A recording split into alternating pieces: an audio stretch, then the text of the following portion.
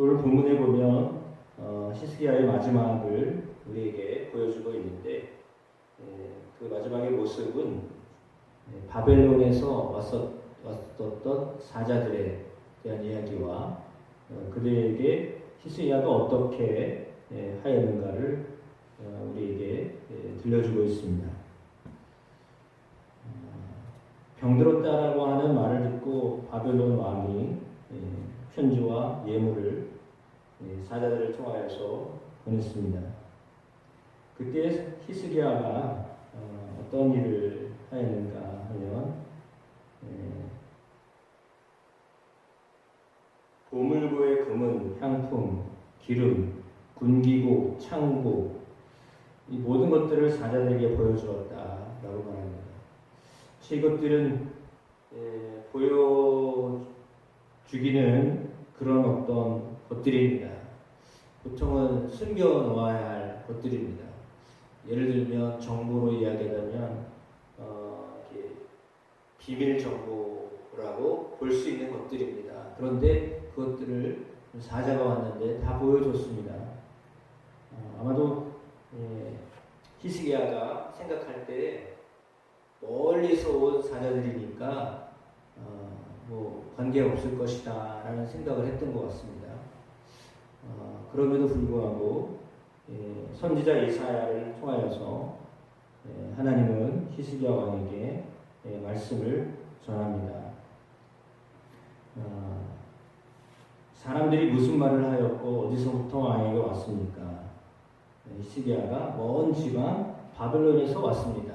이렇게 이야기했습니다. 그러니까 히스기야에 대처하는 방법은 뭐냐면 멀리서 왔었기 때문에 그다지 우리에게 어떤 침략을 할 것이다 라고 하는 생각을 하지도 못했던 거죠.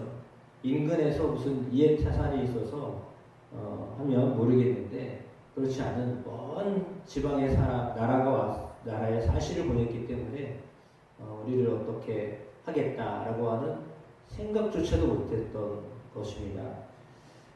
그때 이사야가 말을 하는데 그들이 왕궁에서 무엇을 보았습니까? 히스기야는 내 궁에 있는 것을 그들이 다 보았습니다. 라고 했습니다. 그러니까 내가 가지고 있었던 모든 것들을 다 보여주었습니다. 그러니까 내 창고에서 하나도 보이지 않는 것이 없습니다. 사실 보통 이 창고를 보여줄 일이 없잖아요. 그런데 다 보여줬다는 것입니다. 어떻게 이것은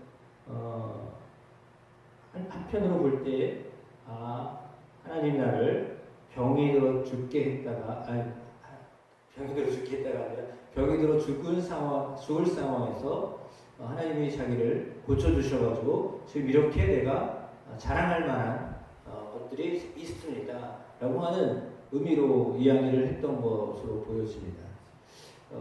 그런데 이제 뭐 역대하나 이런 기자들이 볼 때는 히스기야가 교만했기 때문에 자기의 있는 모든 것들을 다 보여줬다 이렇게 기록을 해놨습니다.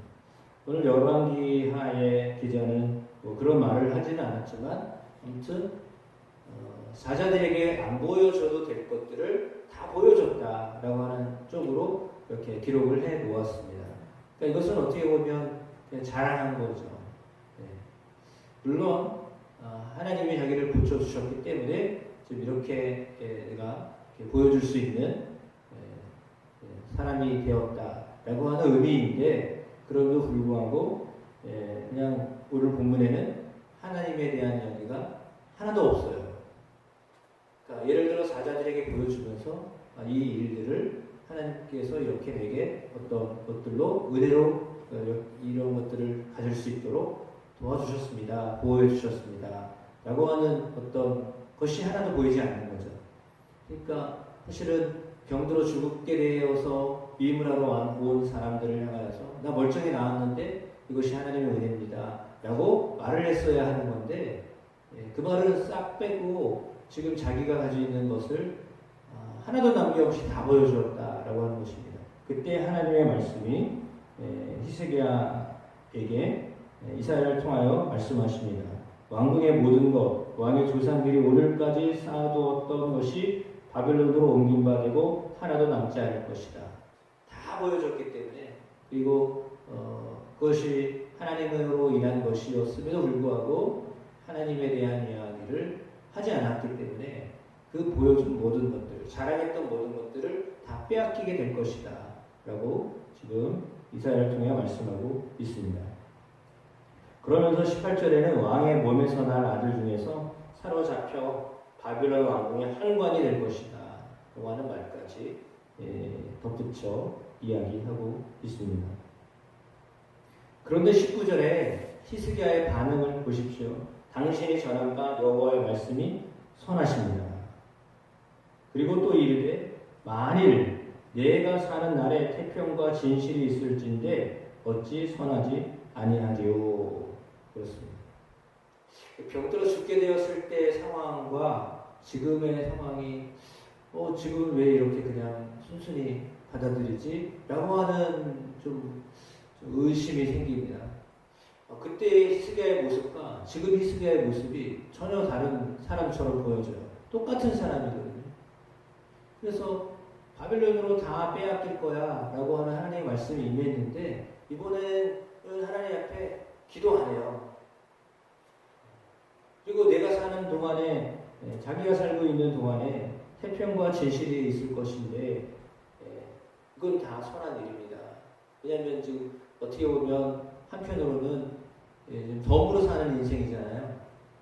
그러니까 더 하나님 앞에 구하지 못한 것으로 보여집니다. 자기에게 하나님의 은혜를 베푸신 것을 그제서야 깨달은 거죠. 히스기야에게 이사야가 말씀을 전했을 때 그때 깨달은 겁니다.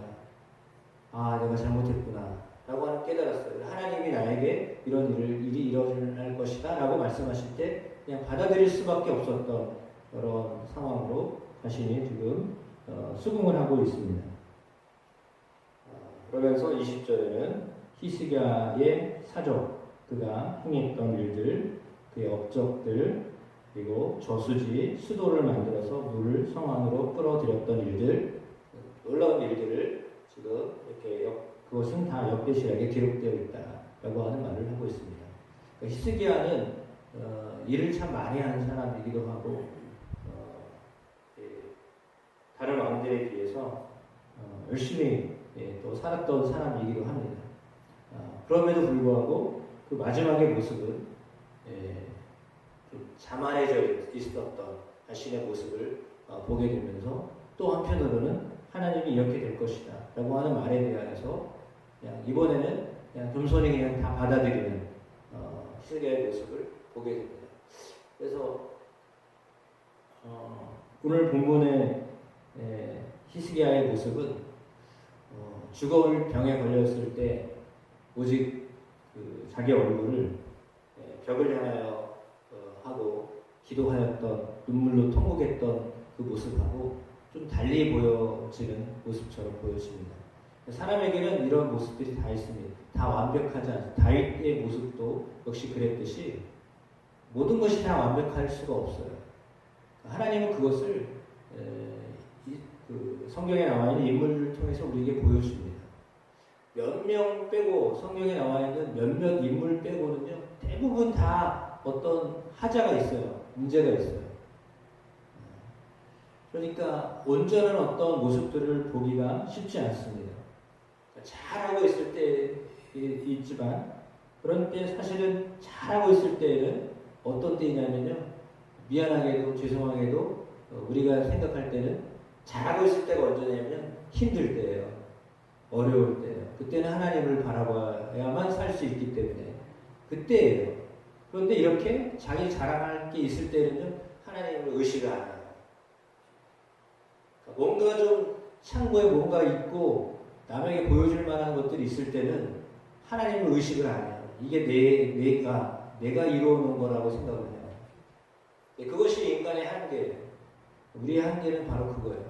그럼에도 불구하고 하나님이 그런 사람들 자랑할 만할 때 자랑하는데 그럼에도 불구하고 그냥 그것을 이렇게 바라보고 계시는 하나님의 모습을 오늘 우리 성경을 통하여서 가르쳐주고 있습니다. 물론 우리가 알고 있듯이 15년 사이에 므낫세가 태어납니다. 므낫세는 내일 보겠지만 상당히 약한 왕입니다. 아이러니하죠. 15년 하나님 연장해 주셔서 아이를 낳았는데 그 아이는요 아주 악한 왕이에요. 그러니까 이게 기도의 응답이 한편으로는 굉장히 좋은 건데 그럼에도 불구하고 그 기도의 응답의 끝이 어떤가를 볼 때는 그것도 다릅니다. 그러니까 응답받았다고 해서 다 좋은 게 아니거든요. 그러니까 하나님의 뜻이 있고 또 하나님의 뜻을 있음에도 불구하고 우리가 기도하면 하나님 그 기도를 들어주시는데 기도 들어주셨다고 하는 것이요 다 좋은 게 아니에요. 왜냐하면 하나님께 구하면 하나님이 다 주시긴 주셔요. 그러나 언제도 말씀드렸지만 그것에 대한 책임은 그 기도한 사람에게 묻는 거예요. 근데 사실은 죽고 나면 끝이잖아요. 기도한 사람이 기도해서 응답을 받아서 그 열매는 이제 므낫세인데 므낫세는 악한 왕이거든요. 그래서 참 이걸 어떻게 보아야 될까? 그러니까 인간이 생각하고 하나님의 계획하심하고는 이게 참 달라요. 그러니까 히스기야는 자기의 생명이 연장됐기 때문에 기뻐하고 감사했었겠지만 그러나 그동안에 태어난 므낫세는 악한 왕으로 그 일을 하게 됐거든요. 참 아이러니한 겁니다. 이런 것들을 어떻게 받아들여야 될까라고 하는 거죠. 그래서 우리가 기도를 할 때 어떤 기도를 드리느냐가 그래서 중요합니다. 하나님은 기도를 들으시는 하나님이신데 그리고 때로는 이렇게 눈물로 기도하면 하나님 그 기도를 받으시는 하나님이시지만 그 결과에 대해서는 인간이 다 받아 이렇게 어쩌면 처리해야 할 일들이 인간에게 주어지는 거잖아요. 그러니까 기도를 어떻게 하느냐가 중요해요. 그러니까 응답을 받느냐가 중요한 게 아니라 기도를 어떻게 하느냐. 주일날도 말씀드렸지만 예배를 드리는 사람의 태도가 중요한 거예요. 그러니까 예배자가, 기도자가 어떠한 마음으로 기도를 드렸느냐가 중요한 거예요. 그러니까 단순히 나 살고 싶어요 라고 하는 기도, 내가 잘 되고 싶어요 라고 하는 기도, 그 기도에 정말 진심을 모으면 하나님이 때로는 응답을 하신단 말이죠. 그런데 응답하신 것에 대해서 어떤 열매가 맺힐 것인가는 모르잖아요. 단순히 지금 당장 내게 어떤 좋은 것들이 생겼으면 좋겠다 라고 하는 식으로 기도하지만 하나님의 뜻에 배반하는 어떤 일들이 일어나기도 한다라고 하는 것이 히스기야의 기도를 통해서 우리에게 들려주는 교훈입니다. 그래서 우리의 기도는 정말 하나님이 원하시는 것을 예수님이 죽음을 앞두고 기도하셨던 겟세마네의 기도와 같이 나는 이런 걸 원하지만 주님이 아버지가 원하시는 대로 아버지의 뜻대로 되기를 원합니다. 이게 사실은 가장 좋은 기도예요. 나는 이걸 원하지만 하나님이 원하시는 대로 되기를 원합니다. 이렇게 기도하는 것을 하나님 기뻐하시는 겁니다. 그렇다면 우리의 기도가 주님 원하시는 주님 뜻대로 되는 기도이면 그것이 내게는 어떤 결과가 오는지 사실 예수님은 죽음을 그냥 받아들이는 기도였습니다. 히스기야는 나는 죽고 싶지 않습니다 라고 하는 기도를 드렸습니다. 근데 그 기도에 하나님 응답을 하셨지만 말씀드린 것처럼 아주 좋은 열매를 맺었다라고 볼 수는 없습니다. 그러니까 기도를 하나님 받으시는 때 우리가 어떻게 기도할 것인가, 무엇을 놓고 기도할 것인가 이게 상당히 중요한데 그걸 사실은 우리는 잘 분별하기가 어려워요. 왜냐하면 우선 내가 살려고 하는 기도를 드리기 때문에. 그래서 저나 여러분이나 정말 하나님이 원하시는 뜻을 구하는 기도 드려서 말 그대로 히스기야의 고백처럼 선한 열매를 맺으시는 하나님, 우리의 기도가 선한 열매를 맺게 해주십시오 라고 하는 기도를 드리게 되기를 주의 이름으로 축복합니다.